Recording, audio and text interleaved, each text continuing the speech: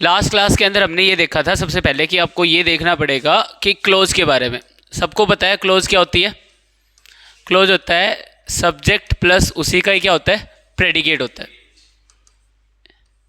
ये क्लोज पढ़ा था। अब देखो हम आपके सामने ना कुछ सेंटेंस रख रहे हैं। पहला क्वेश्चन देखो, मैंने लिखा the man asked the boy that he blank go there by bus. एक दूसरा question, the man asked the boy that, sorry that नहीं, if he blank go there by bus. Option देखना बच्चों एक बार। ए ऑप्शन है go, B option है went और सी ऑप्शन है गोज और आपका डी ऑप्शन है गोन। आपको दोनों फिलर भरने हैं और बताना है कि क्या आएगा क्या नहीं आएगा। मयंक पहले वाले में क्या आएगा बेटा? गो, ए बी सी या डी? ए। मंजीत ए। अच्छा पहले वाले में ए आएगा, बी आएगा, वेंट। हाँ भाई बी आएगा, वेंट, ठीक है। बी आएगा। हाँ भाई अभिनव बी आएगा, ठीक है। चारू सी आएगा, गोज, अच्छा हाँ भाई बी आएगा, ठीक है। सौरभ बी आएगा। चलो बैठिए। अभी जो आप मेरे को आंसर बता रहे हो ना उसके पीछे एक छोटा सा लॉजिक है जो मेरे को आप आंसर बता रहे हो। क्या लॉजिक है वो मैं बता देता हूँ, तुम क्या सोच के ये वाला आंसर बोल रहे हो।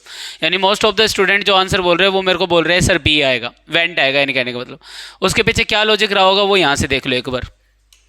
जैसे हमने एक सवाल लिखा, Ramesh told Mohan that I have no money.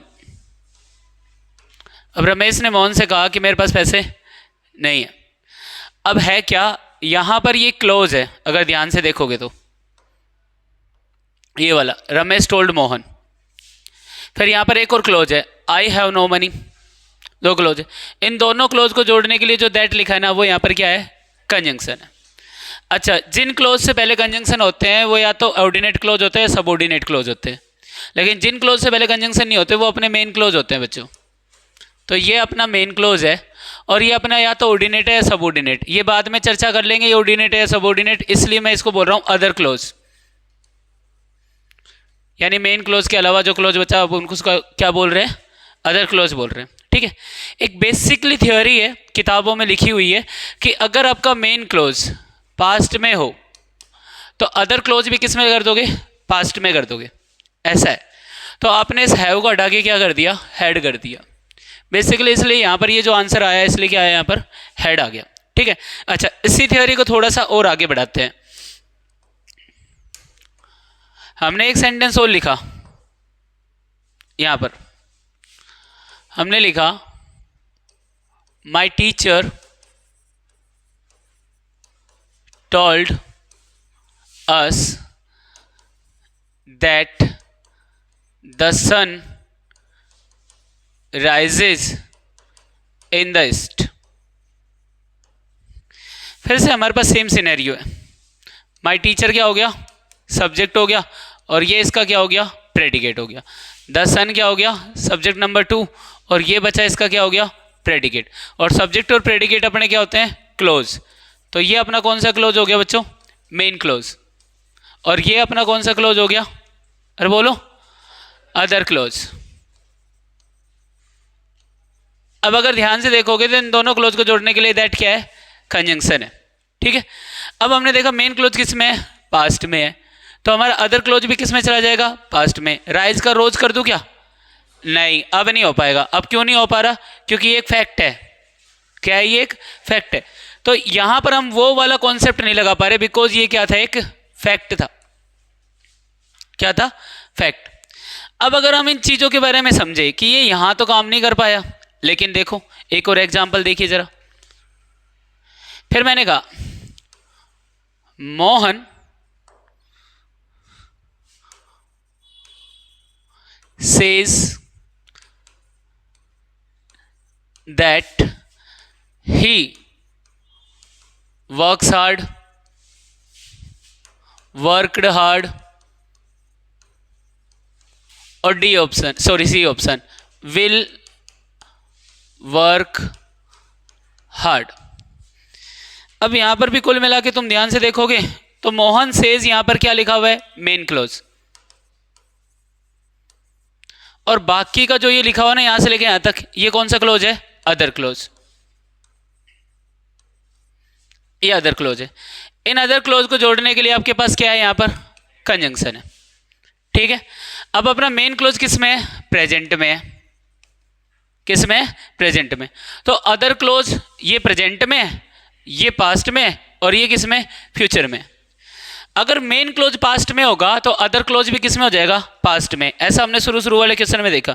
लेकिन अगर मेन क्लोज प्रेजेंट में है तो अदर क्लोज चाहे प्रेजेंट में हो, चाहे पास्ट में हो, और चाहे फ्यूचर में हो, सारे सही होते हैं, कोई इफेक्ट नहीं डालता मेन क्लोज के ऊपर। जब हमने ये किताबों में पढ़ लिया तो एक सवाल ये आ गया, रमेश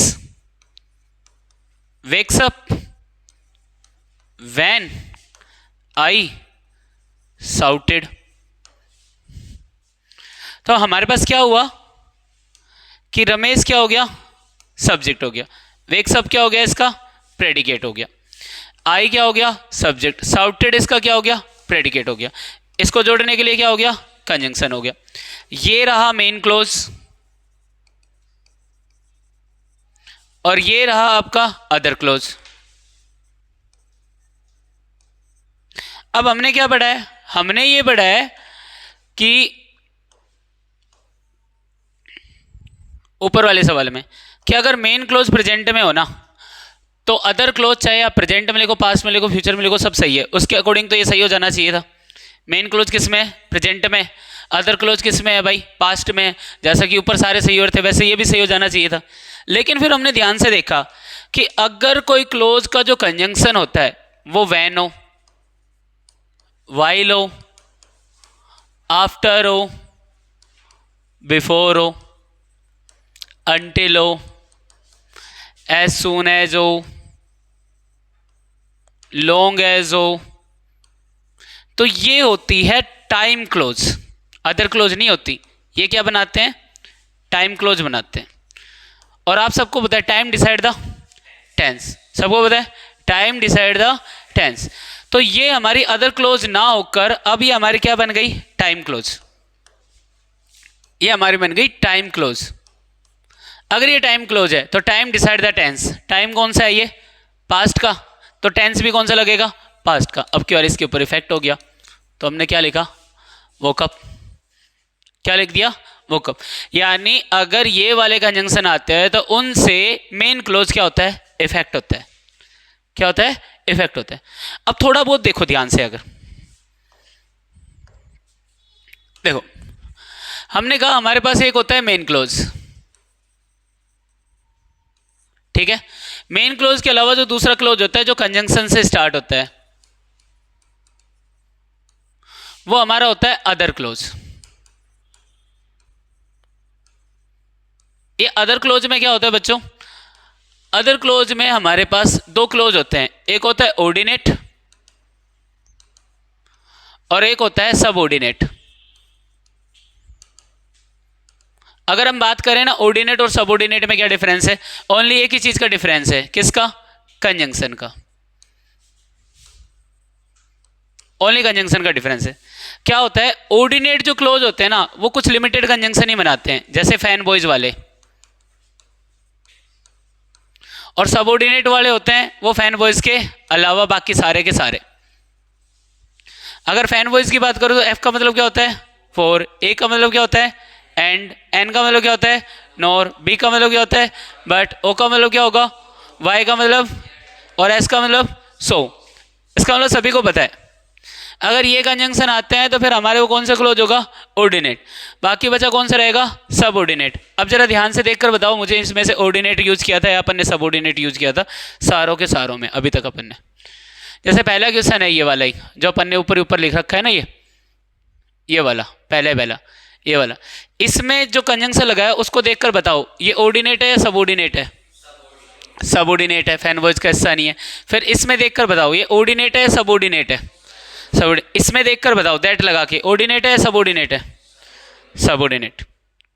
तो हमने सभी में एक कॉमन चीजें तो देखी है, वो क्या कॉमन चीजें देखी है कि अगर मेन क्लोज पास्ट में होगा तो सबऑर्डिनेट क्लोज किस में होगा पास्ट में ही होगा। अगर मेन क्लोज पास्ट में हो लेकिन सबऑर्डिनेट क्लोज में क्या लिखा हो फैक्ट लिखा हो, ट्रुथ लिखा हो, तो हमें पास्ट करने की जरूरत नहीं है। नेक्स्ट में आ जाइए।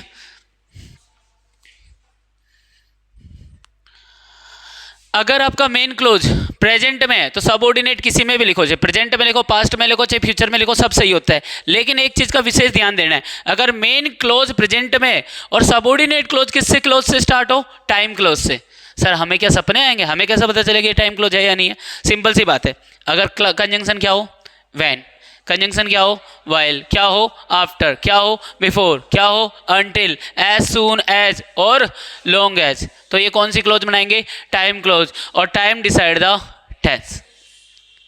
अगर टाइम पास्ट का है तो टेंस भी क्या करना पड़ेगा पास्ट का। ऊपर वाले में चेंज नहीं हुआ बेटा, सेज का सेज ही रहा, नीचे में क्या हो गया वेक सब का वो कब हो गया, रीजन टाइम क्लोज की वजह से। इतने बातें क्लियर हैं या नहीं है। चलो अभी फिर हमने देखा, एक और क्वेश्चन दे देता हूं मैं तुम लोगों को। यहां पर देखो मैंने कहा Ram gave me some questions and I unsolved all of them। Ram ने मुझे कुछ क्वेश्चंस दिए और मैंने सारे क्वेश्चन क्या कर दिए सोल्व कर दिए। अब तुम लोगों को इतना तो मैंने सिखा दिया है कि यहाँ पर राम लिखा है, ये क्या है सब्जेक्ट है, गिव मी सम क्वेश्चन यहाँ से लेके यहाँ तक क्या है इसका प्रेडिकेट। सब्जेक्ट प्लस प्रेडिकेट कौन सा क्लोज है ये मेन क्लोज।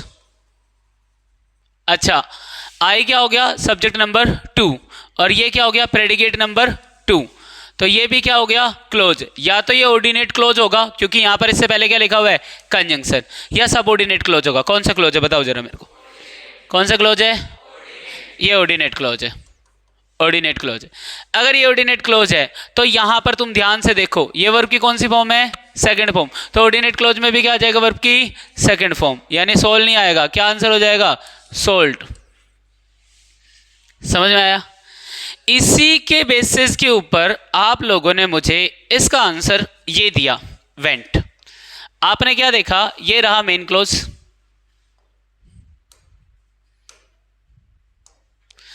और ये रहा आपका सबऑर्डिनेट क्लोज, ठीक है। फिर ये रहा आपका मेन क्लोज और फिर ये रहा आपका सबऑर्डिनेट क्लोज, ठीक है। तो आपका मेन क्लोज किस में है पास्ट में, मेन क्लोज किस में है पास्ट में, तो आपने सोचा सबऑर्डिनेट क्लोज भी किस में होगा पास्ट में ही होगा, किस में होगा पास्ट में होगा, ठीक है। आपने ये दिमाग लगाया और इसी के चलते बहुत सारे बच्चों ने मुझे क्या आंसर बताया सर वेंट आएगा। देखो इनमें से एक ऑप्शन तो ऐसा है जो चाहो तब भी आंसर नहीं आ सकता, चाहे भगवान चाहे जब भी नहीं आ सकता। वो कौन सा ऑप्शन है डी, कौन सा ऑप्शन है डी, क्योंकि डी वर्ब की कौन सी फॉर्म है थर्ड फॉर्म है और थर्ड फॉर्म कभी भी अकेले नहीं आती, ठीक है। तो ऑप्शन बचे अपने पास एक ये और एक ये। फिर हमने सीखा हुआ है कि ये सब्जेक्ट सिंगुलर है, क्या है सिंगुलर। सिंगुलर सब्जेक्ट के साथ क्या आ सकता है, या तो वर्ब की फर्स्ट फॉर्म के साथ एस या ईएस, या वर्ब की कौन सी फॉर्म सेकंड फॉर्म, अगर लगाना हो तो ये आ सकता है। तो यहाँ पर वर्ब की फर्स्ट फॉर्म ये रही एस एस के साथ और सेकंड फॉर्म ये रही, तो ए ऑप्शन भी बिल्कुल क्या हो गया गलत हो गया, हाँ या ना। ए ऑप्शन भी क्या हो गया हमारा बिल्कुल गलत हो गया। अब हमारे पास ऑप्शन क्या बचा, एक तो ये बचा बी, और एक क्या बचा, सी। अकॉर्डिंग टू रूल तो हमारा यही है कि भाई ये वर्ब की सेकंड फॉर्म है तो यही आना चाहिए, दोनों के अंदर ही, ये आना भी नहीं चाहिए क्योंकि आएगा भी कैसे। तो अब इस चीज़ के लिए समझना पड़ेगा, क्योंकि ऊपर वाले में आंसर आ रहा है गोज, नहीं सॉरी, ऊपर वाले का आंसर आएगा गो और नीचे वाले का आंसर आ रहा है वेंट। ऊपर वाले में आंसर क्या आ रहा है, गो, और नीचे वाले में आंसर क्या आ रहा है, वेंट। अब ऐसा क्या हो गया, क्या चेंजेस देखने को मिले हैं, वो चीज़ें समझना जरूरी है। मतलब आज की क्लास का कॉन्सेप्ट यही रहेगा कि ऊपर ऐसा क्या हुआ और नीचे ऐसा क्या हुआ, कि ओनली ऊपर एक ही चीज़ का चेंजेस है, ऊपर क्या लिखा हुआ है, दैट। ये जानना है कि ऐसा दैट से और इफ से ऐसा इस सेंटेंस के बीच में क्या डिफरेंस आ गया, क्या डिफरेंस आ गया कि हमें ऊपर वाले में डालना पड़ रहा है गो, जो कि इम्पॉसिबल है कि सब्जेक्ट सिंगुलर है फिर गो कैसे आ सकता है, और नीचे वाले में हमें डालना पड़ रहा है वेंट, जो कि हमने रूल पढ़ा था उसके अकॉर्डिंग हम मान सकते हैं कि हाँ भाई ये उसके अकॉर्डिंग हो सकता है। हालांकि रूल नहीं, कॉन्सेप्ट था मेन क्लोज और सबऑर्डिनेट क्लोज का। तो ऐसा वो इसी में लग रहा है, उसमें क्यों नहीं लग रहा, ऐसा क्या रीजन है, ये रीजन जानने की कोशिश करेंगे। क्या आप में से किसी को पता है ऐसा क्यों हुआ है, क्या आप में से किसी को पता है ऐसा क्यों हुआ है, ऐसा क्या कारण हुआ है कि इसके अंदर ऐसा हुआ। और अगर नहीं पता है तो आज की वीडियो आपके लिए बहुत ज़्यादा फ्रूटफुल रहेगी। आ जाइए देखते हैं। देखो क्या होता है, एक वर्ब होती है, ये तो सबको ही पता होगा, अरे हाँ, देखो एक वर्ब होती है, कॉन्सेप्चुअली अगर समझे कि ये वर्ब काम क्या करती है किसी भी सेंटेंस के अंदर, तो वर्ब अलग अलग तरीके से आपको दिखाई पड़ेगी। देखो एक इसका काम होता है इंडिकेटिव मूड,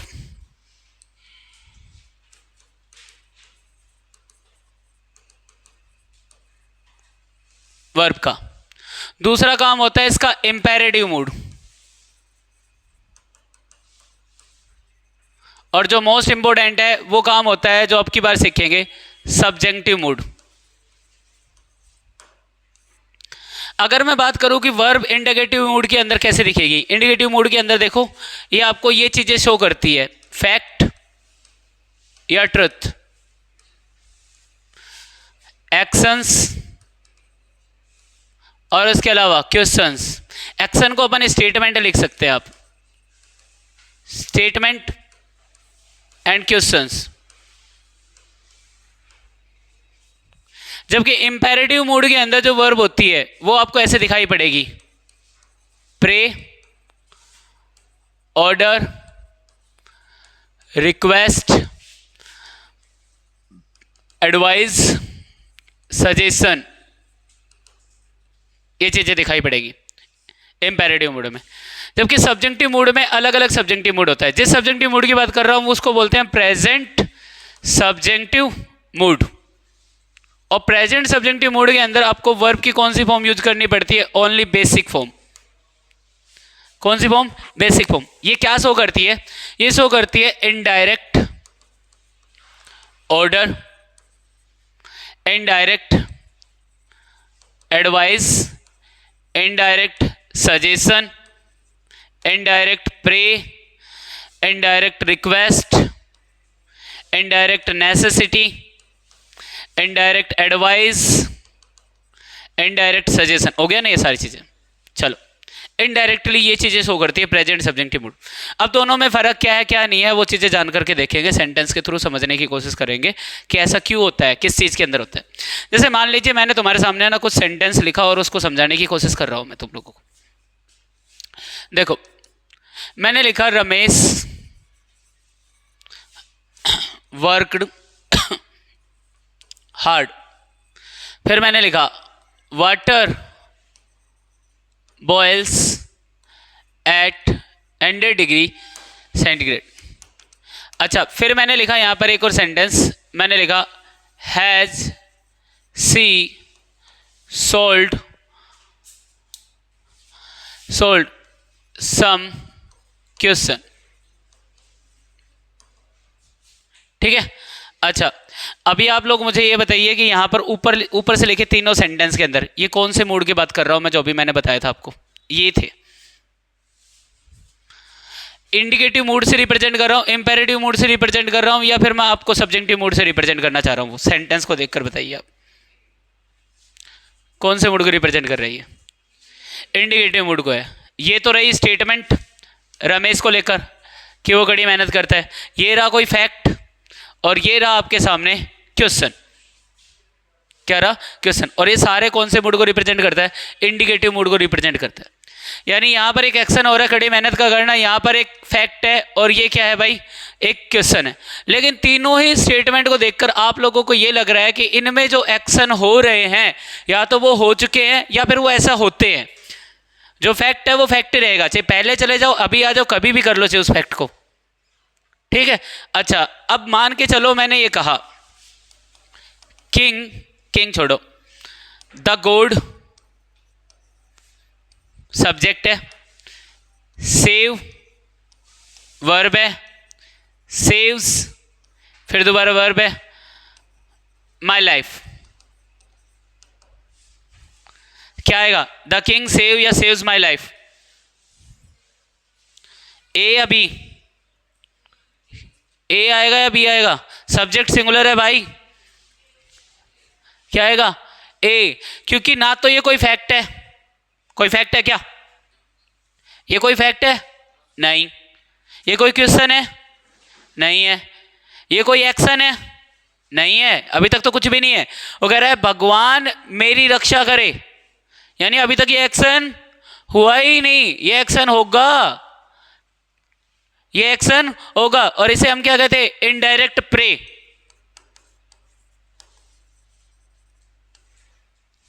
क्या कहते हैं? Indirect pray. और इनडायरेक्ट प्रे में क्या आया?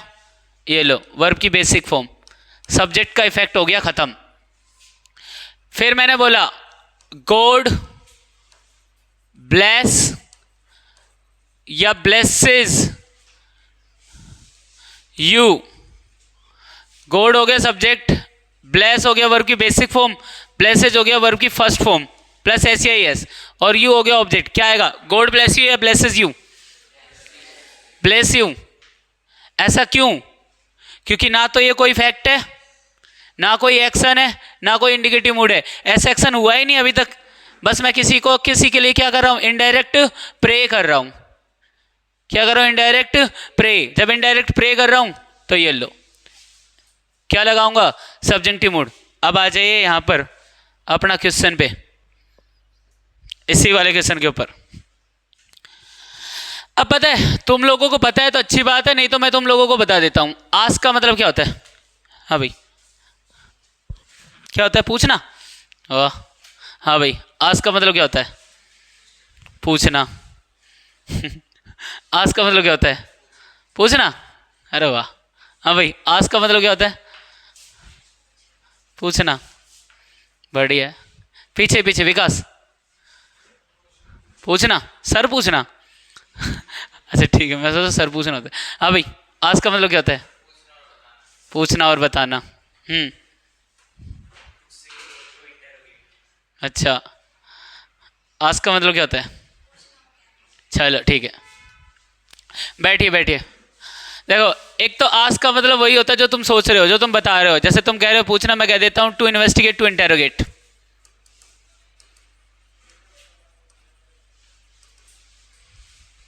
क्या होता है? To interrogate. ठीक है। अच्छा, एक आस्क का मतलब होता है टू ऑर्डर या टू से कह लो चाहिए इसको।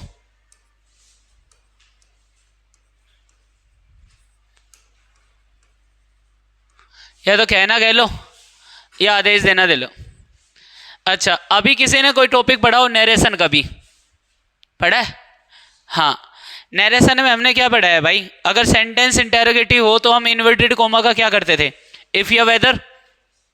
हाँ या ना? तो आस्क के साथ अगर कभी भी, आस्क के साथ अगर कभी भी तुमने इफ लिखा है तो इसका मतलब हो जाएगा टू इंटेरोगेट। अगर आस्क के साथ कभी इफ लिखा हो या वेदर लिखा हो तो उसका मतलब क्या हो जाएगा? To interrogate. क्या हो जाएगा? To interrogate. लेकिन आस्क के साथ अगर तुमने दैट लिखा तो इसका मतलब हो जाएगा इनडायरेक्ट ऑर्डर। क्या हो जाएगा? Indirect order. फिर पूछना नहीं होगा इसका मतलब, फिर कहना होगा इसका मतलब कि उसने कहा, टू से, उसने ऑर्डर दिया। अच्छा, अब आ जाओ, अगर उसने पूछा कह रहा है कि the man asked the boy, उसने पूछा कि क्या वो बस से गया था, तो वो बता देगा हाँ या ना, मैं गया था या नहीं गया था। तो ये हो गया मेन क्लोज, और ये क्या हो गया अदर क्लोज। अदर क्लोज में कौन सा क्लोज है ये, सबऑर्डिनेट। कौन सा क्लोज है, सबऑर्डिनेट। तो अगर मेन क्लोज पास्ट में है तो जो एक्शन हुआ होगा, जो वो पूछना चाह रहा है, जो इंटेरोगेट करना चाह रहा है, वो एक्शन भी कहाँ हुआ होगा, पास्ट में। उसने पूछा कब, पास्ट में, तो जो एक्शन हुआ होगा वो भी कहां पर हुआ होगा, पास्ट में। तो हमने क्या लिखा, वेंट लिख दिया, और ये हमारा सही हो गया। अब कह रहा है the man asked the boy, पूछना तो नहीं है इसका मतलब, दैट लिखा हुआ है, पूछना तो नहीं है, इसका मतलब क्या हो गया, कहना या ऑर्डर देना। तो हमने कहा the man asked the boy, उस आदमी ने उससे कहा था, क्या कहा था, that he blank there by bus. अगर हम यहां पर लिखते हैं वेंट, यहां पर वेंट लिखते हैं तो इतना सेंटेंस पढ़ के बताना मेरे को क्या लिखा हुआ है, क्या लिखा हुआ है, ही वेंट देयर बाय बस। तो इसका मतलब क्या हो गया, वो बस से गया था। फिर उस आदमी ने क्या कहा, क्या आदेश दिया, क्या आदेश दिया था, वो तो गया बस से। अच्छा, अगर हम इसको हटा के हम लिख देते गोज, तो इतना पढ़ना क्या लिखा हुआ है, ही गोज देयर बाय बस, वो वहां बस से जाता है, एक हैबिचुअल एक्शन उसका। फिर उस आदमी ने आदेश क्या दिया, ऑर्डर क्या दिया। इसका मतलब ये एक्शन अभी तक हुआ ही नहीं, ना पास्ट में और ना ही प्रेजेंट में। और अगर ना पास्ट में हुआ अभी तक, ना प्रेजेंट में हुआ, तो ये एक्शन है क्या, नहीं है। ये फैक्ट है क्या, नहीं है। ये क्वेश्चन है क्या, नहीं है भाई। फिर ये है इनडायरेक्ट ऑर्डर, कि अभी तक तो नहीं हुआ, आगे ये वाला काम करे, अभी तक तो नहीं हुआ, आगे ये वाला काम करे। इस आदमी ने इस लड़के से कहा या अपने बच्चे से कहा कि वो वहां पर किससे जाए, बस से जाए। और अगर वो बस से जाता ही है तो फिर वो आदमी कहेगा क्यों। अगर तुम लोग अभी पढ़ रहे हो तो मैं तुम्हें आगे क्यों कहूंगा कि पढ़ लो। इसका मतलब तुमने पढ़ाई शुरू नहीं की, तभी तो मैं तुम्हें कहूंगा कि हाँ भाई पढ़ ले। तो तुम कभी किसी को बताओगे इनडायरेक्ट तरीके से, तुम क्या कहोगे, अरुण सर ने हमसे ये कहा था कि हम पढ़ लें, तो इसका मतलब हमने उस समय पढ़ाई नहीं की थी। Indirect order. और अगर इनडायरेक्ट ऑर्डर है तो फिर यहां पर क्या आएगा, प्रेजेंट सब्जेक्टिव मूड यानी गो आएगा। अरे आया समझ में। तो अभी कुछ क्वेश्चंस है, उन क्वेश्चंस को देखकर हम ये समझेंगे कि क्या उसके अंदर ऐसा हो सकता है या नहीं हो सकता। एक क्वेश्चन है, देखना जरा और उसका आंसर बताना। मैंने कहा Ramesh suggested me that he blank help me, छोड़ो हिम कर देता हूं, help her, ये लो, Ramesh suggested him that he blank help her. अब देखो ये क्लोज कौन सा है बच्चों, बोलो, मेन क्लोज। ये क्लोज कौन सा है, सबऑर्डिनेट है। अब मेन क्लोज किस में है, पास्ट में है। सबऑर्डिनेट क्लोज भी किस में होना चाहिए था, पास्ट में। तो अगर तुम हेल्प्ड रख देते हो तो तुम मुझे इसका मतलब समझा के बताओ उसने सजेस्ट क्या किया। वो तो मदद करता ही था, या तो उसने मदद की थी, फिर उसने सजेस्ट क्या किया। बात आ रही है मेरे समझ में। अगर मैंने वहां पर लिखा सजेस्ट किया तो फिर इसका क्या मतलब रह गया, उसने तो मदद की थी, सजेस्ट क्या किया फिर उसने, ये बताओ। मैं तुमसे व्हाट का रिप्लाई पूछ रहा हूं, व्हाट रमेश सजेस्टेड, बस, या व्हाट डिड रमेश सजेस्ट, क्या सजेस्ट किया बताओ। क्योंकि ये एक्शन तो हो चुका था भाई, तो ये तो सजेस्ट करेगा नहीं, ये एक्शन तो अपन ने करवा दिया।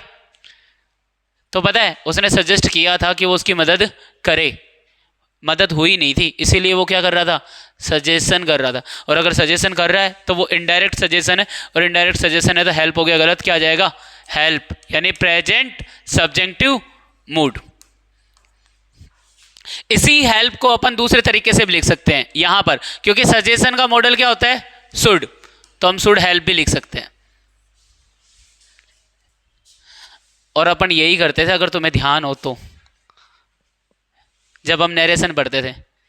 जब नरेशन पढ़ते थे तो सेड टू को किस में चेंज करते थे? टोल्ड में। फिर सेड टू को किस में चेंज करते थे? आस्क्ड में। फिर सेड टू को किस में चेंज करते थे? सजेस्टेड में। फिर सेड टू को किस में चेंज करते थे? Requested, ordered. करते थे नहीं करते थे? तब हम क्या लिखते थे? जैसे मान लो मैंने कहा कि Rahul ordered me to go there by bus. Inverted comma को हटा के आप क्या लिखते थे वहां पर? टू। क्या लिखते थे? टू। अब ये जो गो लिखा है ये एक्शन हो गया क्या? नहीं। अगर ये एक्शन नहीं हुआ तो ये वर्ब की कौन सी फॉर्म है? बेसिक फॉर्म है। ये लो, to go there by bus. यहां पर देखो मैंने कहा let me speak the truth, सच बोलने दो भाई मुझे। तो ये जो स्पीक लिखा है ये चेंज हो जाता है क्या अगर मैं ऐसा लिखूं तो? Let him speaks the truth. ये सही है या वो सही है? कौन सा सही है? ऊपर वाला। ये वाला गलती क्या है? आपने स्पीक्स नहीं लिखना था, क्योंकि ये वाला एक्शन अभी तक हुआ ही नहीं है। तो ये कौन सा मूड होगा? प्रेजेंट सब्जेक्टिव मूड, यानी वर्ब की कौन सी फॉर्म? बेसिक फॉर्म लगाओ भाई। एक्शन तो हुआ ही नहीं, एक्शन हुआ ही नहीं अभी तक। ये तो करने के लिए कह रहा है। ये देखो, प्लीज हेल्प हिम, कभी तुमने देखा है ऐसा लिखा हुआ? प्लीज हेल्प हिम, नहीं देखा ना? क्यों नहीं देखा होगा? क्योंकि ये वर्ब है ही नहीं, क्योंकि ये काम हुआ ही नहीं। वो तो रिक्वेस्ट कर रहा है भाई मदद कर उसकी, ये अभी तक काम नहीं हुआ। अगर ये काम नहीं हुआ तो ये वर्ब की फर्स्ट फॉर्म नहीं है, ये वर्ब की कौन सी फॉर्म है? Basic form. इनडायरेक्टली आप इसको क्या कहोगे? प्रेजेंट सब्जेक्टिव मूड, ये कहोगे।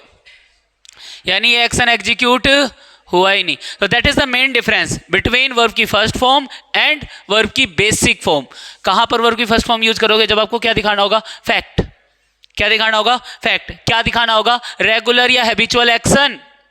लेकिन ऐसे एक्शन जो हुए ही नहीं, जैसे अगर मैं तुम लोगों को ऐसा बोलूं ओपन द डोर, तो क्या ये वाला एक्शन हो गया?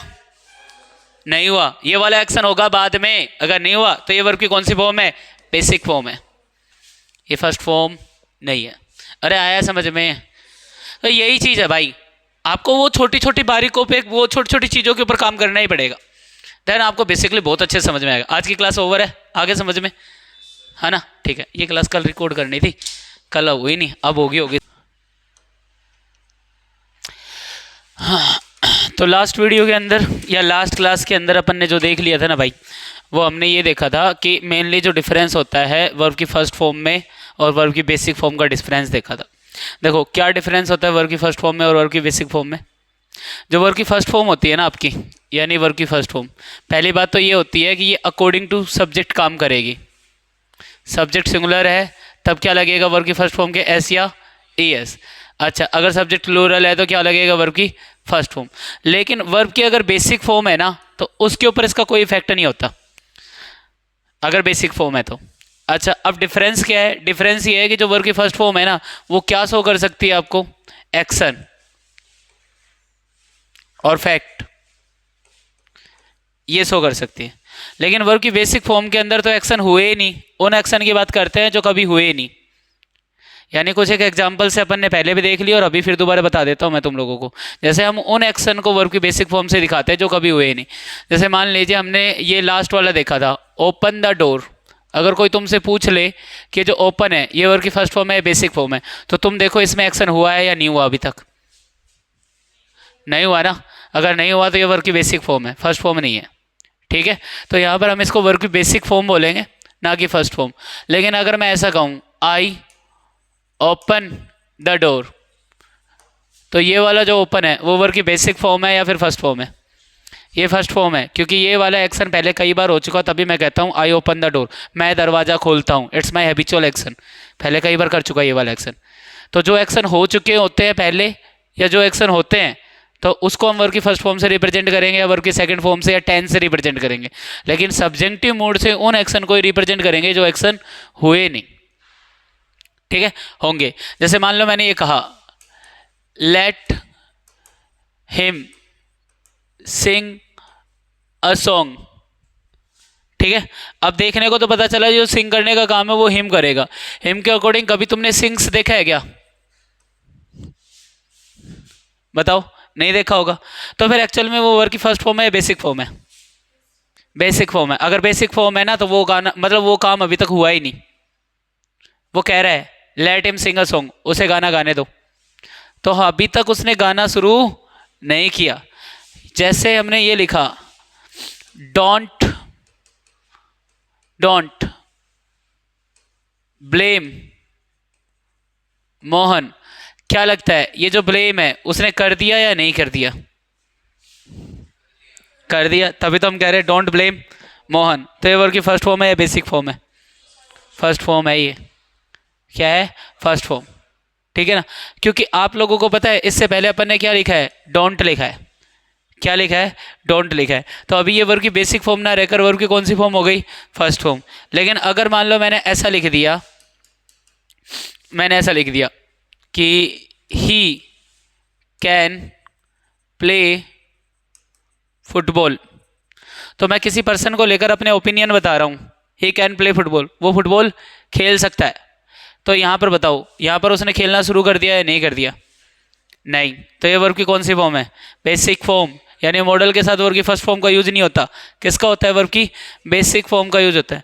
फिर कुल मिला के मैंने यही कहा है कि वर्ब की जो बेसिक फॉर्म होती है वो एक्शन को शो नहीं करती। उन एक्शन के लिए लगाई जाती है जिन एक्शन को आगे करना होता है, ना कि पहले। जैसे हमने लास्ट में एक एग्जाम्पल देखा था और वो एग्जाम्पल अपना यही था, गॉड सेव या सेव्स आवर किंग, भगवान हमारे राजा की रक्षा करे। अगर ये गॉड का हैबिचुअल एक्शन है, भगवान का हैबिचुअल एक्शन है, तब तो हम सेव्स कर देंगे। लेकिन हम भगवान से प्रे कर रहे हैं, वो भी इनडायरेक्टली या डायरेक्टली हम प्रे कर रहे हैं, तो फिर ये वर्ब की बेसिक फॉर्म को कनेक्ट करेगा। ये वर्ब की फर्स्ट फॉर्म है, तो बताओ क्या आएगा? बेसिक फॉर्म, क्योंकि ये एक्शन अभी तक हुआ नहीं है, ये एक्शन होने के लिए अपन कह रहे हैं। तो ये वर्ब की कौन सी फॉर्म आ जाएगी? बेसिक फॉर्म आ जाएगी। Is that clear? देखो, तो वर्ब की बेसिक फॉर्म में और फर्स्ट फॉर्म में ये डिफरेंस है, ठीक है। अच्छा, अब ये जो वर्ब की बेसिक फॉर्म है इसी को ही हम क्या बोल रहे थे? प्रेजेंट सब्जेक्टिव मूड बोल रहे थे भाई। देखो, हमने देखा जो सब्जेक्टिव मूड होते हैं उसी को लेकर आज कुछ क्वेश्चंस करेंगे अपन, ठीक है। अच्छा, जो सब्जेक्टिव मूड होते हैं बच्चों, वो अपन ने देखा एक तो होता है प्रेजेंट सब्जेक्टिव मूड, फिर एक होता है अपना कौन सा? पास्ट सब्जेक्टिव मूड, ठीक है। अच्छा, फिर हमने देखा परफेक्ट सब्जेक्टिव मूड। सभी के अंदर अलग अलग वर्ब की फॉर्म यूज होती है। यानी इसके अंदर वर्ब की कौन सी फॉर्म यूज होती है? बेसिक। इसके अंदर क्या होती है? वर्ब की सेकंड फॉर्म। इसके अंदर क्या होती है? हेड प्लस वर्ब की कौन सी फॉर्म? थर्ड फॉर्म होती है। ये जो पास्ट सब्जेक्टिव मूड है ना, ये किस चीज को शो करता है? अनसर्टेनिटी, अनरियलिटी, अनरियलिटी, इम्पॉसिबिलिटी, इनको शो करता है। जबकि ये कब की अनरियलिटी को शो करता है? पास्ट की अनरियलिटी को। अगर हमें पता चले वो अनरियलिटी तो है लेकिन अभी की नहीं है, वो पास्ट की है, अभी तो शायद वो रियल भी हो सकता है। जैसे हमने वो देखा था स्विमिंग वाला, I wish I learn swimming, तब तक तो ठीक है। लेकिन अगर मैंने उसके साथ क्या लिख दिया? इन चाइल्डहुड, क्या लिख दिया? इन चाइल्डहुड, अब वो अनरियलिटी कहाँ की हो गई? पास्ट की हो गई। तो पास्ट की अनरियलिटी तो हैड के साथ लिखोगे, हैड लर्नड, ठीक है। तो अगर पास्ट की अनरियलिटी है तो हेड प्लस वर्ब की थर्ड फॉर्म, प्रेजेंट की अनरियलिटी है तो वर्ब की सेकंड फॉर्म, प्रेजेंट की इम्पॉसिबिलिटी है या ऑल टाइम इम्पॉसिबिलिटी है तब भी वर्ब की कौन सी फॉर्म? Second form. ऐसे एक्शन जो एग्जीक्यूट ही नहीं हुए होंगे तो वो किन में होते हैं? इनडायरेक्ट प्रे के अंदर, इनडायरेक्ट ऑर्डर के अंदर, इनडायरेक्ट रिक्वेस्ट के अंदर, इनडायरेक्ट नेसेसिटी के अंदर, इनडायरेक्ट सजेशन के अंदर, इनडायरेक्ट एडवाइस के अंदर। उनके अंदर हमें ये देखने को मिलता है कि वो एक्शन हुए नहीं, वो एक्शन करने के लिए कहा जा रहा है। तब हम वहाँ पर क्या यूज करते हैं? वर्ब की बेसिक फॉर्म। ये क्लियर है सारा का सारा? अब मैं कुछ क्वेश्चंस डाल रहा हूँ, उन क्वेश्चंस के ऊपर फोकस करना और देखना। अगर तुम्हें ऐसा लग रहा है कि वो इनडायरेक्ट नेसेसिटी है, इनडायरेक्ट प्रे है, इनडायरेक्ट ऑर्डर है, रिक्वेस्ट है, तो हम उसके अंदर क्या डालेंगे? वर्ब की बेसिक फॉर्म। या तुम लोगों को अगर ऐसा लगता है कि वो अनरियलिटी है तो वर्ब की सेकंड फॉर्म, और अगर तुम लोगों को लगता है पास्ट की अनरियलिटी है तो हेड प्लस वर्ब की थर्ड फॉर्म। क्लियर है? ये बातें अब तक जो पढ़ाई वो क्लियर है ना? ठीक है, तो अब हम इन सवालों को कर कर देखते हैं। चलो इधर आ जाओ, अब देखो, चलो सारे सारे छोड़ो काम काज को, इधर देखो। हमने क्या पढ़ा है? हमने ये पढ़ा है कि अगर वो एक्शन अभी तक नहीं हुआ तो हम उसमें क्या यूज करेंगे? प्रेजेंट सब्जेक्टिव मूड, यानी वर्ब की कौन सी form? Basic form. Generally present subjunctive mood यानी वर्ब की बेसिक फॉर्म वहाँ यूज होती है जिस एक्शन को करने के लिए कहा जाए, चाहे रिक्वेस्ट के थ्रू, चाहे प्रे के थ्रू, चाहे एडवाइस के थ्रू, चाहे सजेशन के थ्रू, चाहे ऑर्डर के थ्रू, या फिर आपको ये बता दे ये बहुत ज़्यादा इंपॉर्टेंट है, या फिर ये बता दे ये करना बहुत ज़्यादा इंपेरेटिव है। कुछ भी कह के उस काम को करने के लिए आपको फोर्स किया जाए, और वो काम जो अभी तक नहीं हुआ, यानी अगर आपको लगे कि वो काम अभी तक नहीं हुआ तो आप वहां पर वर्ब की कौन सी फॉर्म यूज करेंगे? Basic form. क्लियर है? ठीक है, चलो अब देखो ये कह रहा है इट इज इंपेरेटिव, ये बहुत ज्यादा इंपेरेटिव है। मैं एक बार देखो, ये देखो ये कह रहा है इट इज इंपेरेटिव, इतना ज्यादा इंपेरेटिव। क्या इंपेरेटिव है? That passport carries your photo, कि पासपोर्ट के ऊपर तुम्हारी फोटो होना जरूरी है, इंपेरेटिव है। ठीक है, अच्छा अगर आप लोगों को पता है, आप इतना ही पढ़ते हैं इस सेंटेंस को, तो इसका मतलब तो फोटो लगी हुई है, ये तो कह ही रहा है, ये तो एक फैक्ट हो गया, जबकि हम तो फैक्ट को बता ही नहीं रहे, हम तो फैक्ट को बता ही नहीं रहे, ये तो एक फैक्ट हो गया। जैसा अपन कह सकते हैं ना water boils at 100 degree centigrade, तो वो एक फैक्ट हो जाता है, तो ये भी एक फैक्ट है। लेकिन हम अगर कह रहे हैं इट इज इंपेरेटिव, तो हम ये कह रहे हैं कि किसी को हम बता रहे हैं कि बहुत ज़्यादा ज़रूरी है कि पासपोर्ट के ऊपर क्या कैरी होना चाहिए? फोटो। तो ये अभी तक हुआ नहीं, तो अगर हुआ नहीं तो बेसिक फॉर्म क्या करोगे बच्चों? कैरी, स्पेलिंग बोल दो, CARRY। ठीक है ना? अच्छा अब आगे देखो जरा, अगला वाला क्वेश्चन भी कुछ सेम सही है। देखो कह रहा है the case doesn't require, case में रिक्वायर नहीं है, रिक्वायरमेंट नहीं है। The case doesn't require that he is present, कि वो प्रेजेंट हो, मतलब केस में उसका प्रेजेंट होना रिक्वायरमेंट नहीं है, ना भी होगा तब भी काम चला जाएगा। तो ये वाला एक्शन हो चुका क्या? नहीं, अभी तक तो हुआ नहीं ये वाला एक्शन। हम किसी पर्सन को कह रहे हैं केस में तुम्हारा उपस्थित होना जरूरी नहीं है, मतलब रिक्वायरमेंट नहीं है। तो कुल मिला के हम यहाँ पर भी इसमें क्या यूज करेंगे? वर्ब की बेसिक फॉर्म। अब इज लिखा हुआ है, क्या बेसिक फॉर्म होगी? इजी होगी, हैं? यही तो गलती करते हो, इज को हटा के बी करो, बी से बना है इज MR और was were. Basic form be होता है, बी, ना कि इज MR होता है। इज MR तो वर्ब की फर्स्ट फॉर्म होता है भाई, वॉज वर वर्ब की सेकंड फॉर्म होता है, बी होता है बेसिक फॉर्म। ठीक है, चलो नेक्स्ट आ जाइए। The man asked his son if he go there by bus. देखो आस्क का मतलब हमने दो बताए थे, पिछली वाली वीडियो के अंदर देख लो और चाहे अभी देख लो। आस्क का एक मतलब तो क्या होता है? To interrogate. ये तब होता है जब आस्क के साथ हम क्या यूज करते हैं? इफ। क्या करते हैं? इफ। अच्छा एक आस्क का मतलब क्या होता है? टू से कह लो, और चाहे क्या कह लो? ऑर्डर कह लो। जब हम कहते हैं आस्क का मतलब ये होता है, तो इसके साथ क्या देखने को मिलता है? दैट। क्या देखने को मिलता है? दैट। अब तो मुझे देखकर बताओ इस आस्क के साथ क्या लिखा हुआ है? इफ लिखा हुआ है, तो इसका मतलब क्या हो गया? इंटेरोगेट। इंटेरोगेट का मतलब क्या हो गया? क्वेश्चन। क्वेश्चन कौन सा मूड होता है? सब्जेक्टिव मूड होता है या फिर इंडिकेटिव मूड होता है? इंडिकेटिव मूड होता है। इंडिकेटिव मूड के अंदर हम क्या क्या यूज कर सकते हैं? फैक्ट, एक्शन, ओपिनियन कह सकते हैं एक्शन को आप। फैक्ट, ओपिनियन और क्या? क्वेश्चन। वो इंडिकेटिव मोड में हम क्या करते हैं? रिप्रेजेंट करते हैं। इधर मनमोहन, इधर इधर इधर। तो हम क्या यूज करते हैं? आस्क के साथ इफ यूज किया है तो हमने क्या यूज कर दिया यहाँ पर? Question, indicative mode. अब ध्यान से देखो, ये रहा मेन क्लोज, ये रहा आपका सबऑर्डिनेट क्लोज। अगर मेन क्लोज किस में है? पास्ट में, तो सबऑर्डिनेट क्लोज भी किस में हो जाएगा? पास्ट में हो जाएगा। गो की जगह पर क्या कर दो? वेंट।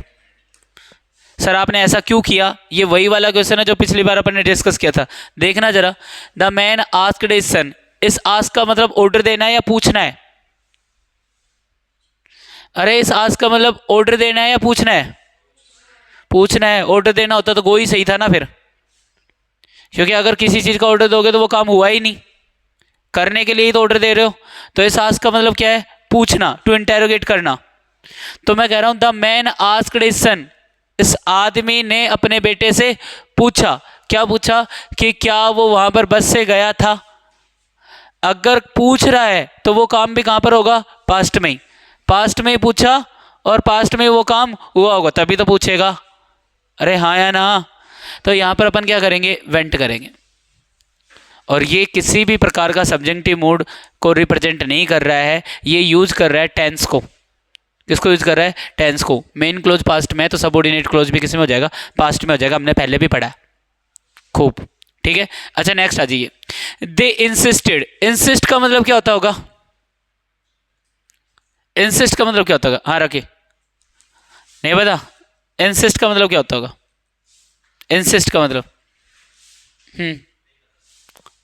इंसिस्ट, इंसिस्ट का मतलब क्या होगा? हाँ भाई, वेरी गुड। इंसिस्ट का मतलब क्या होता है?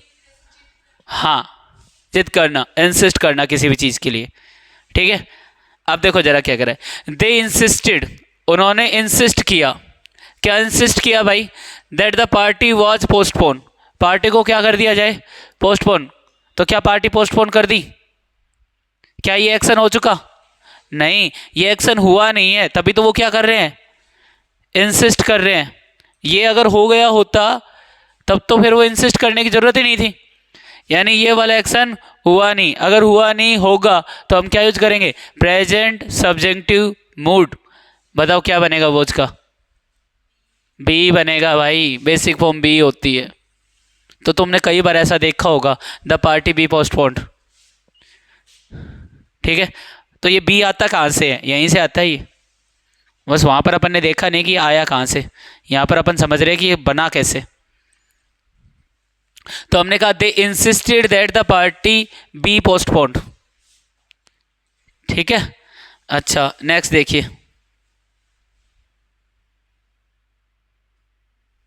क्वेश्चन नंबर 5 देखो। We advise him that he was some rest. We advise him, हमने उसको क्या दिया? एडवाइस दिया। क्या एडवाइस दिया? कि वो क्या करे? रेस्ट करे। ठीक है भाई, अच्छा क्या एरर है इस सेंटेंस के अंदर? हैज की जगह क्या कर दूं? बी। ठीक है, हाँ भाई पीछे हैज की जगह क्या कर दूं? बी। ठीक है, तू बता भाई। बी। मिताली, हैज की जगह क्या कर दूं? बीन करूं, बीइंग करूं, बी, बी करूं। ठीक है, हाँ भाई बी कर दूं। वास्तव में तुम एसएससी और बैंकिंग एंड ये जैसे एग्जाम की तैयारी कर रहे हो हैं? तुम लोगों को इसका बेसिक फॉर्म पता है क्या है? हैज का बेसिक फॉर्म क्या है पता है तुम लोगों को? हैज किससे बना होगा? हैव से। हैव की फर्स्ट फॉर्म क्या होती होगी? हैज और हैव। सेकंड फॉर्म क्या होती होगी? हैड। थर्ड फॉर्म क्या होती होगी? हैड। वो जो तुम बी बोल रहे हो ना, वो बी तो बेसिक फॉर्म होती है किसकी? इज की, एम की और आर की, वोज की और वर की और बीन की। अब तुम्हें क्या चेंज करना था? हैज। हैज की जगह पर बी करूंगा क्या? नहीं, हैव करूंगा। अब सुनने में देखने में अटपटा लग रहा है, लेकिन सवाल यही सही है। बेसिक फॉर्म हैव होती है, हैव, हैज नहीं होता। ठीक है, तो आप ये बेसिक फॉर्म सोच समझ के बोले भाई, क्या बोल रहे हैं। मैंने पहले ही कहा था आपको पता होनी चाहिए किसकी बेसिक फॉर्म क्या होती है। अगर मैं ऊपर कैरीज लिखा हुआ है तो उसकी बेसिक फॉर्म बी थोड़ी ना होगी, क्या होगी? कैरी। अगर मैंने गोज लिखा है तो उसकी बेसिक फॉर्म क्या होगी? गो। अगर मैंने यहां पर हैज लिखा है तो हैज की बेसिक फॉर्म क्या होगी? हैव। अरे हाँ या ना? बी कहां से आ जाएगा बेटा? आएगा? बैठो तो नेक्स्ट वाला बताओगे तुम लोग मुझे। देखो क्या लिखा हुआ है। It is suggested, it is suggested that nobody leaves his room. ऐसा सजेस्ट किया गया कि कोई भी उसका कमरा ना छोड़ के जाए। ठीक है, अच्छा सजेस्ट इसलिए किया होगा कि ये एक्शन ना हुआ। ठीक है, अच्छा अभी एक्शन हुआ नहीं और ये एक्शन आगे भी नहीं करने के लिए सजेस्ट किया जा रहा है, तो फिर ये एक्शन हुआ नहीं है, तो फिर हम इसके अंदर वर्ब की कौन सी फॉर्म यूज करेंगे? Basic form. कौन सी फॉर्म? बेसिक फॉर्म, क्योंकि वैसे भी क्या लिखा हुआ है? सजेस्टेड लिखा हुआ है। तो हमें प्रेजेंट सब्जेक्टिव मूड लगाना है। अब बताओ लीव्स की बेसिक फॉर्म क्या होती होगी? लीव, ये लो नीचे आ जाओ। दे ऑर्डर द वॉचमैन, उन्होंने ऑर्डर दिया किसको? वॉचमैन को। ऑर्डर क्या था? आंसर तो चाहिए बाद में कर लेना चाहिए आराम से बैठ के, पहले इधर देख लो। दे ऑर्डर द वॉचमैन, उन्होंने वॉचमैन को क्या दिया भाई? ऑर्डर दिया। क्या ऑर्डर दिया? That he was alert all the night. अच्छा अगर तुम इतना ही पढ़ के देखो that he was alert all the night, तो इसका मतलब क्या होता है?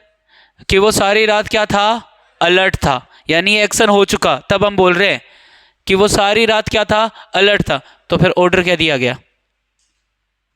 अलर्ट था या अलर्ट रहे?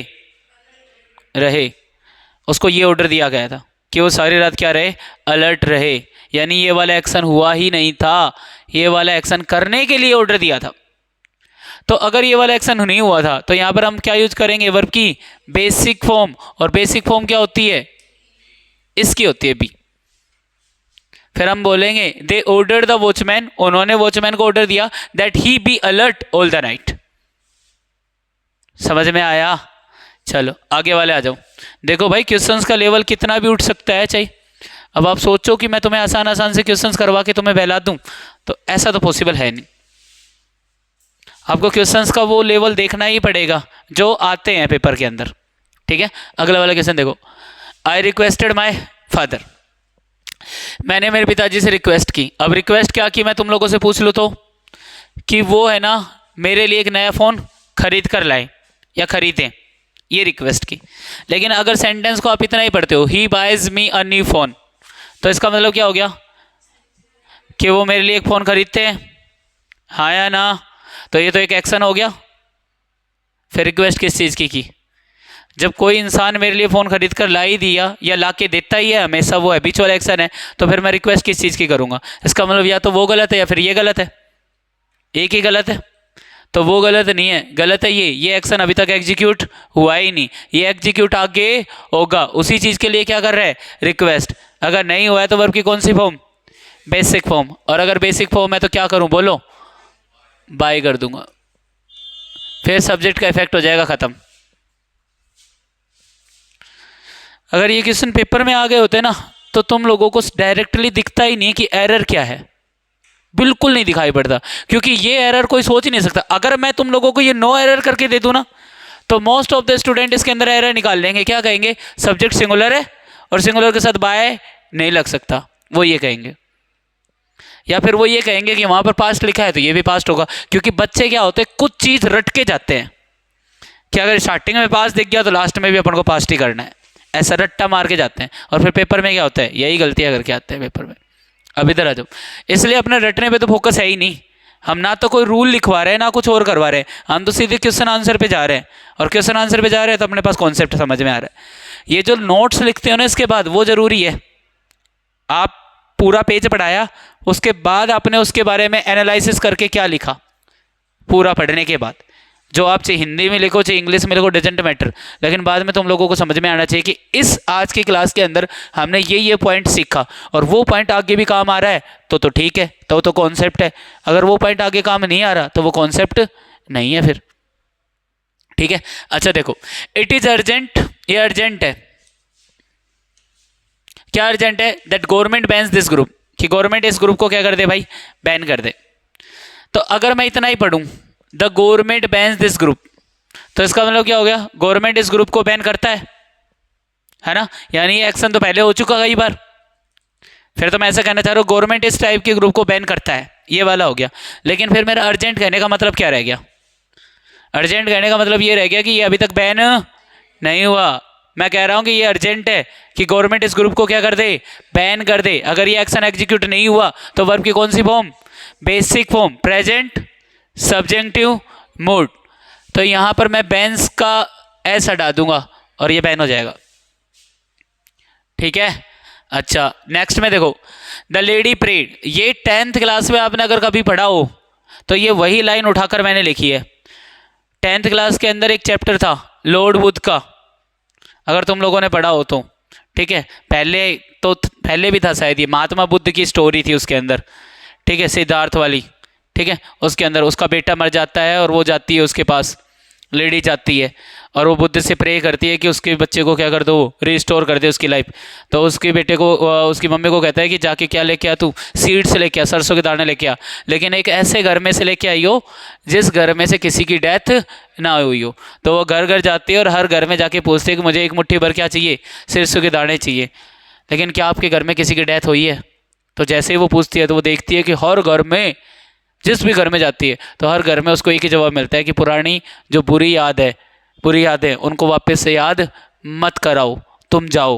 और किसी भी घर से उसको सरसों के दाने नहीं मिलते। इनडायरेक्टली जब लाइट डिम होती है रात की और वो सड़क के किनारे बैठ के देखती है कि हाँ ये जीवन भी बिल्कुल लाइट की तरह ही है, कि एक दिन हमें धरती पर आना है और फिर क्या हो जाना है भाई, मर जाना है। तो इसी तरीके से उसके बच्चे की भी मौत को उसने क्या कर लिया था, एक्सेप्ट कर लिया था। तो महात्मा बुद्ध ने इस तरीके से उसको सिखाया कि मृत्यु तो क्या है, सभी की निश्चित है। आ जाओ। तो यहां पर देखो वही उठा लिया, the lady pray to the lord Buddha. Lady ने प्रे किया, किससे?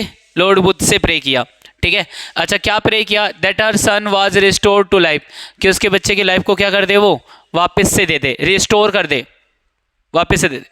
तो अगर मान लो हमने इतना ही पढ़ा, हर son was restored to life, तो इसका मतलब क्या हो गया, उसके बच्चे को लाइफ मिल गई थी। इसका मतलब तो यही हो गया। अरे इतना पढ़ के देखो ना, हर son was restored to life, उसके बच्चे को रिस्टोर कर दिया गया था, उसके बच्चे को वापस से लाइफ मिल गई थी। क्या सच था? नहीं, ये तो प्रे की गई थी। अब ऐसा हुआ या नहीं हुआ वो एक अलग बात है, लेकिन प्रे की गई थी ऐसा करने के लिए।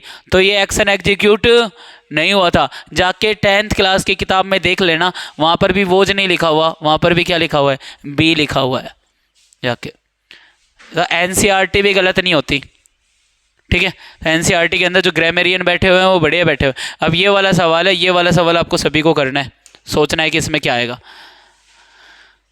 11th वाला, we requested him that he blanks out, do not shout, does not shout, did not shout या नॉट साउट। चलो पीछे से,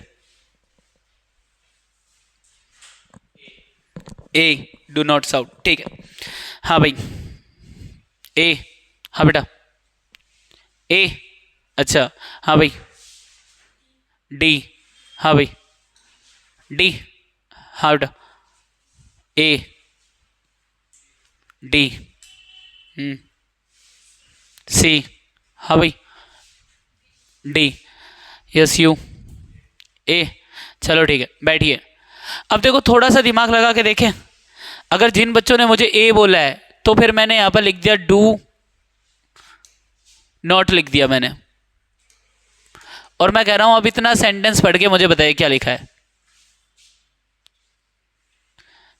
क्या लिखा हुआ है, ही डू नॉट साउट, ठीक है, ही डू नॉट साउट। या फिर मैंने यहां पर लिख दिया डज नॉट, या फिर मैंने लिख दिया डिड नॉट। तो इन सब का मीनिंग ही एक हो गया कि वो साउट नहीं करता या नहीं करता था। एक्चुअल में पता है क्या है, यहां पर कोई बेसिक फॉर्म होगी नहीं इसकी, एक्चुअल में बेसिक फॉर्म हो चुकी, और बेसिक फॉर्म से आप पहले क्या लगा लोगे, not, he knots out only, बस इतना। तो मैं बताऊं ये बेसिक फॉर्म कैसे बनी होगी, नॉट, यानी नोट भी बेसिक फॉर्म कैसे बनी होगी। एक क्वेश्चन करना, अगर तुम लोगों ने नरेशन पढ़ा है ना कभी भी, तो तुम इस क्वेश्चन का आंसर करोगे। रमेश said don't help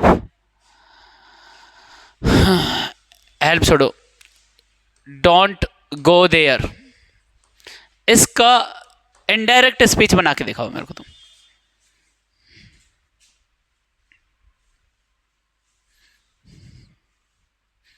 इसका इनडायरेक्ट स्पीच बना के बताओ, फिर मैं तुम लोगों को बताऊंगा कि वो नोट कहां से आया। बनाए, मैं बनाऊं? देखो जरा एक बार, ये मना कर रहा है। अब यहां पर मैंने कहा रमेश, सेड का कर दिया मैंने आस्क्ड, इन्वर्टेड कॉमा कर दिया मैंने नॉट टू, और फिर कर दिया गो और देयर। तुम लोग देख रहे हो यहाँ पर नोट सिंगल लिखा जा रहा है, हाँ या ना? तो एक थियरी है कि नोट को कभी भी बिना हेल्पिंग वर्ब के नहीं लिखा जाता। यानी या तो लिखो डू नोट, या लिखो डज नोट, या लिखो इज नोट, या लिखो हैज़ नोट, या लिखो वुड नोट, या लिखो कैन नोट, या लिखो सेल नोट, ऐसे करके लिखोगे। लेकिन गलत है भाई, गलत है। अगर आपको वर्ब की बेसिक फॉर्म को ही शो करना है तो नोट को फिर कैसे लिखोगे अकेले? और ये रही बेसिक फॉर्म, क्योंकि ये वाला एक्शन भी नहीं हुआ, ये वाला भी वो बोल ही रहा है कि ना जाए वहां पर। समझ में आया? अरे बोलो, क्लियर है ना? चलो, तो यहां पर जो आंसर आएगा वो क्या आएगा? नोट वाला आएगा। अब देखो प्रेजेंट सब्जेक्टिव मूड जो है ना, प्रेजेंट सब्जेक्टिव मूड वो यहां पर लगाए जाते हैं अगर इनडायरेक्ट रिक्वेस्ट हो। Ask, want, demand, insist, pray, necessary, order, important, suggest, advise, require, mandatory और क्रिटिकल। यानी अगर ऐसा लिखा हो it is critical, it is mandatory, it is necessary, तो it is important, it is imperative, तो आपको समझ में आ जाएगा कि वो क्या चाह रहा है, वर्ब की बेसिक फॉर्म यानी प्रेजेंट सब्जेक्टिव मूड। लिख लो अब, चलो ये लिख लिया था क्या? ये लास्ट वाला पॉइंट।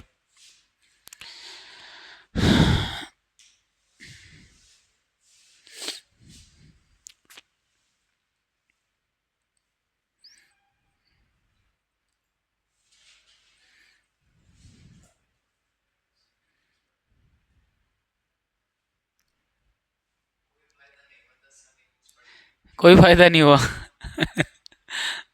गलत इंग्लिश पढ़ ली थी भाई ये तो एहसास होता है बाद में।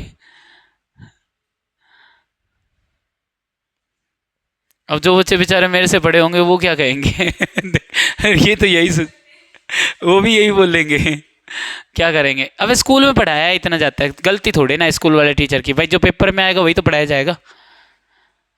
अब उनको अगर मैं ये कहूँ, मैं मान लो स्कूल में जाके मैं ये पढ़ाने लग जाऊँ तो बालक मेरे माथा में लकड़ी लेकर मारेंगे, ना कहेंगे गुरु जी क्या पढ़ा रहा हो, ये तो आई को नहीं है, खाम का तुम तो ये तो खाम का क्या करवा रहा हो। इंटरेस्ट तब आता है जब उससे अपना प्रॉफिट हो।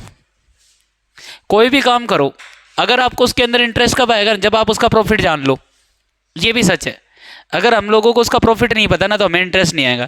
यानी स्कूल के अंदर जो इंटेलिजेंट बच्चे होंगे या जो पढ़ने वाले बच्चे होंगे उनको पढ़ाई करने में इंटरेस्ट तब आता है जब उनको पता है कि ये वाला एग्जाम में आएगा, तभी इंटरेस्ट आता है। लेकिन अगर मैं कुछ ये चीज़ें पढ़ाने लग जाऊँ जो तुम्हें पढ़ा रहा हूँ तो उनको इंटरेस्ट नहीं आएगा, क्योंकि उनको पता है ये अभी तो काम आएगा नहीं, आगे आएगा जबकि जब देखेंगे।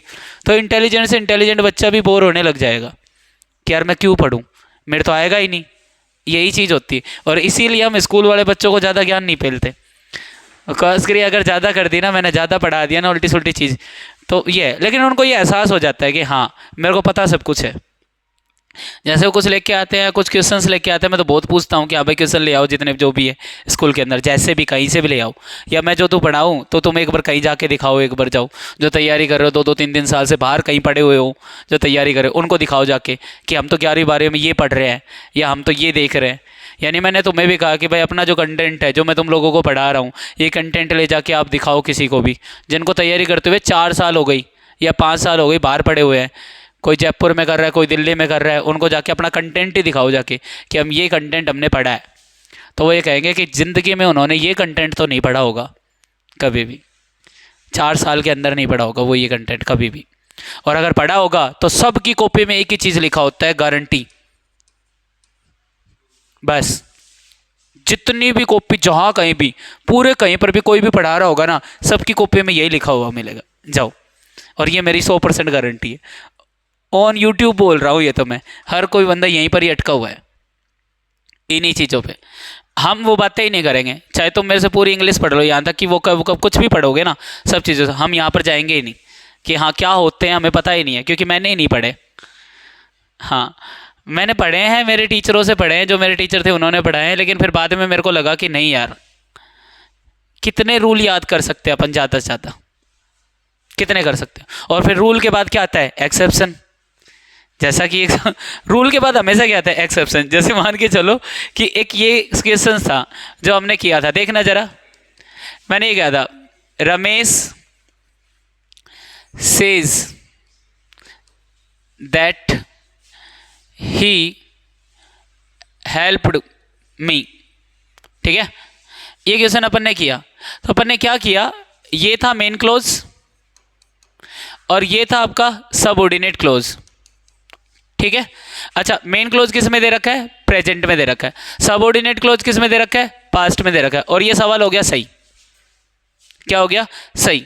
तो पता है ग्रामेरियन ने क्या सिखाया, ग्रामेरियन ने हमें ये सिखाया अगर मेन क्लोज प्रेजेंट में हो तो सबऑर्डिनेट क्लोज को किसी भी टेंस में लिखो, सब सही होता है, किसी का कोई कुछ नहीं बिगड़ता। फिर एक एक्सेप्शन आ गया, उसने बोला Komal wakes up when I shouted, कल ही करवाया था। ठीक है, अब ये क्या हो गया, मेन क्लोज, ये क्या हो गया, सबऑर्डिनेट क्लोज। अब सबऑर्डिनेट क्लोज पास्ट में होने की वजह से मेन क्लोज को भी पास्ट में करना पड़ गया, फिर पहले क्यों नहीं करा है। अब ये कह दो ये क्या है, एक्सेप्शन है उसका, कि अगर टाइम क्लोज आ जाए, अब क्या करवा रहे हो, क्यों पागल बना रहे हो, मतलब ये तो उल्टी सुल्टी बात है। ये वेक्स अप की जगह पर वो कब क्यों हुआ होगा, वो कब इसलिए हो गया क्योंकि यहाँ पर देखो सबऑर्डिनेट क्लोज में क्या लिखा हुआ है, वैन लिखा हुआ है, और वैन का मतलब क्या हो गया, टाइम। आप वैन से रिप्लाई पूछ लो कभी भी, वैन हमेशा क्या बताएगा आपको, टाइम बताएगा, ये टाइम क्लोज है। अब इसी सवाल को लेकर हम थोड़ा सा और बढ़ते हैं। जैसे वैन ही नहीं कह रहा मैं, वैन के अलावा बिफोर भी होता है, आफ्टर भी होता है, ये भी टाइम क्लोज ही होते हैं, वाइल भी होता है, as soon as long as, ये सारे टाइम क्लोज होते हैं। अब जैसे मान लीजिए तुम्हारा अगला वाला जो टॉपिक है ना, अगला वाला जो टेंस है, वो इसी के बेसिस के ऊपर काम करेगा। देखो कैसे, मैंने ना एक क्वेश्चन लिखा और समझ के बताना मेरे पास यहाँ पर ये क्वेश्चन में क्या लिखा हुआ है। मैंने लिखा Ramesh helped Mohan before you entered my room. ये वाला क्वेश्चन सही है या गलत है, ये बताओ बस खाली मेरे को। Ramesh helped Mohan before you entered my room है, बता भाई, सही है, हाँ भाई, हाँ सही है, हाँ बेटा, पता नहीं, कोई बात नहीं, बैठे बैठे बोल दिया करो, हाँ बेटा तू पीछे, सही है, सही है। अब देखो क्या है, ये क्या है, मेन क्लोज, ध्यान से समझना इस बात को। और ये आपका कौन सा क्लोज है, टाइम क्लोज, टाइम का सबऑर्डिनेट क्लोज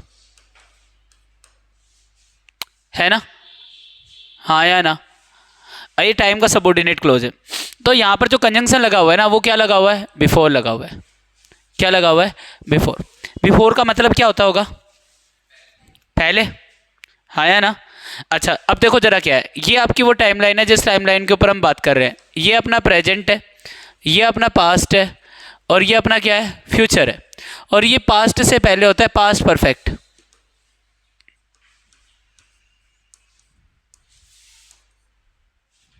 ठीक है भाई, ये क्या है, प्रेजेंट, पास्ट, और पास्ट से पहले पास्ट परफेक्ट।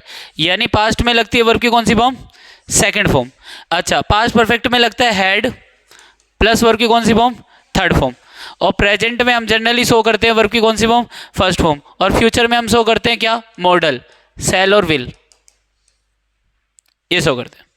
अब ऊपर वाले क्वेश्चन में ये तो पता है कि वो टाइम क्लोज है, क्योंकि बिफोर से जुड़ा हुआ है तो टाइम क्लोज ही होगा।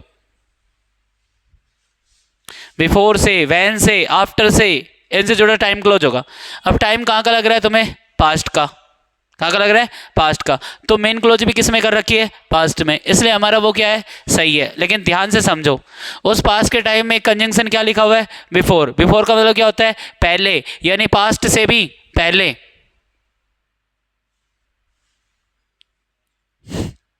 पास्ट से भी पहले, और पास्ट से पहले का मतलब क्या होता है, हेड प्लस वर्ब की थर्ड फॉर्म। ये ठीक है, ये ठीक है, लेकिन वो टाइम गलत बता रहा है। मैंने कहा रमेश हेल्प्ड मोहन, रमेश ने मोहन की मदद की, वैन कब की भाई,